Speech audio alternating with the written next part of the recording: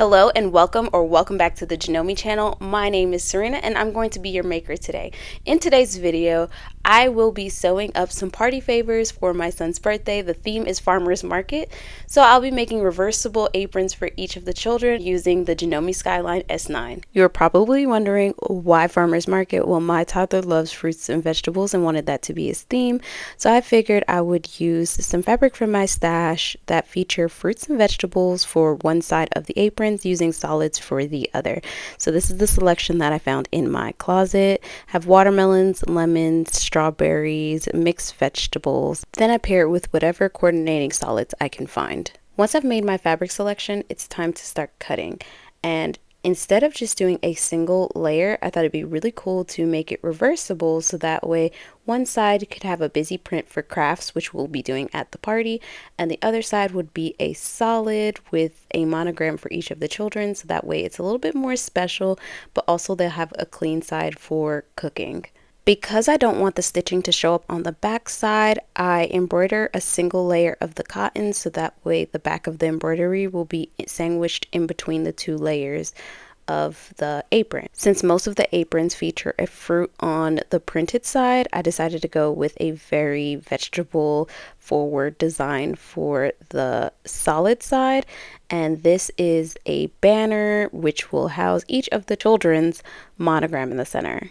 When monogramming, you usually need some sort of a stabilizer, and for this cotton, I decided to go with a tearaway stabilizer. As you notice, I used different fabrics for the printed side, so all of the solids are also different, requiring me to have to do a few thread changes.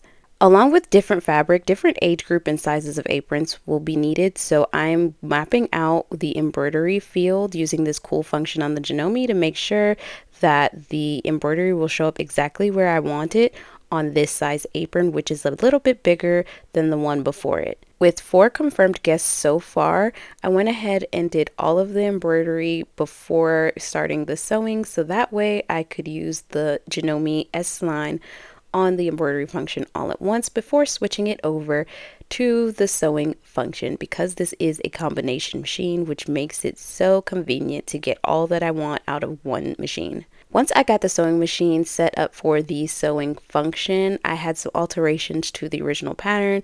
My kids let me know that they needed pockets in their apron, so I made some quick contrasting pockets to go on the solid side. You can do this by making 2 rectangles of your choosing, and you put them right side together, leaving a little opening so that way you can turn it right side out and then press it, and then I sew this rectangle onto the apron, and then I sew straight down the center, forming 2 little pockets on the one side.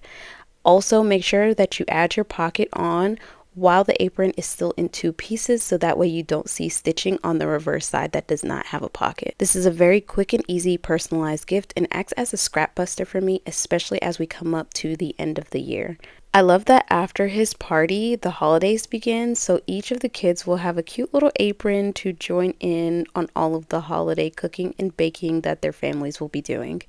An easy way to mark the centers on both the pocket and the apron is to fold them in half evenly and press down the center seam, so you can just easily align the pocket on top of the center of the apron and it will match up every time.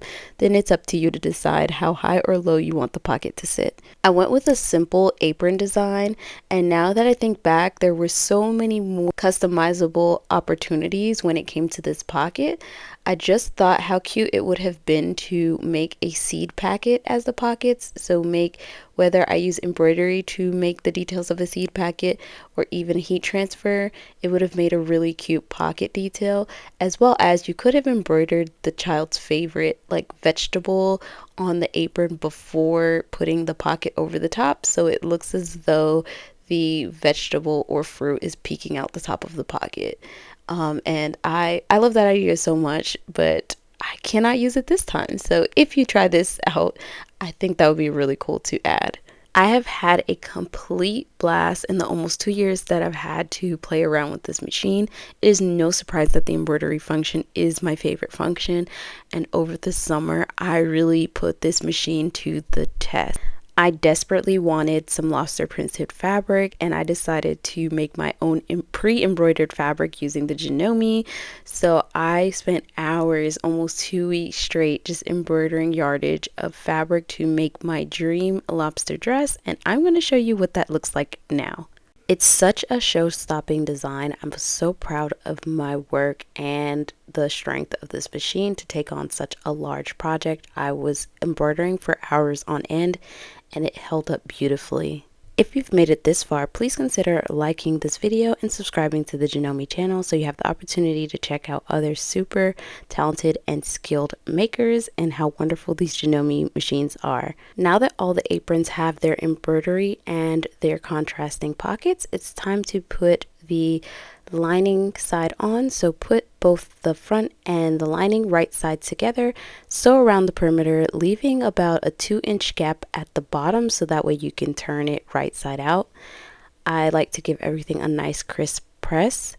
You can hand stitch the opening closed, but I decided to go in with a top stitch in a contrasting thread all the way around to give it even more decorative detail. And it gives me the opportunity to avoid having to hand stitch all of the openings on the apron since I have to make so many.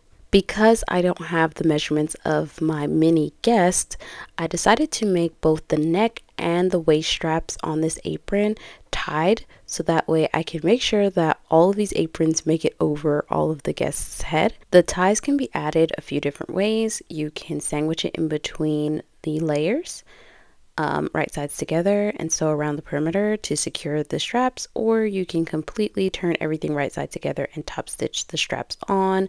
But because this is reversible, I feel like it would look best if it's sandwiched inside. I made my own straps from the leftover fabrics. However, you could use like a twill tape or ribbon to make your straps if you don't have time. Not only is the top stitching a decorative element, it's also used to help further secure the straps since there will be some pressure on it from tying it around the waist. I wanted to make sure that it was stitched multiple times into the seams so it doesn't run the risk of tearing or falling out of the seams. Now we officially have one apron pretty much down, so we only have 3 more to go. I noticed that I used a printed contrasting fabric for the pockets on 2 of the aprons, so I decided that I was just going to throw on some trim at the last minute for the other 2 so that way all the pockets look really cool. I love the idea of handmade party favors and something that can be very useful both at the party and afterwards. So I've always made handmade favors and never given away goodie bags, and I'm so thrilled that I was able to take my handmade favors to the next level using the personalization options on the Janome. I love that I was able to embroider each of the kids' names on there, and I love the option of embroidery because it's stitched into the fabric on a piece of material that will probably get a lot of wash, so it'll be more durable than like a heat transfer vinyl or fabric paint over plenty of washes. I am still enjoying pedal-free sewing. I've gotten so good at working with the buttons, so I'm really happy with being able to glide through the ease of using this beautiful machine. I found that the key for me to sew with just the hand controls only is to greatly reduce the speed of the stitch so that way I am not rushing and fumbling over my own fingers just to click the right buttons in a hurry. With the last few stitches on this apron, that completes my party favors. I was able to create 4 aprons in this video. I'm so happy with the very busy printed backs of the apron. I'm hoping it will hide any kind of paint messes during the party, but they'll still have a very cute clear side for cooking and other activities afterwards. I think it was a great call for my kids to suggest that I add pockets to it because it really tied the whole look together. Thank you guys so much for watching this video. Don't forget to like and subscribe. And until my next project, I'll see you in the next one. Bye.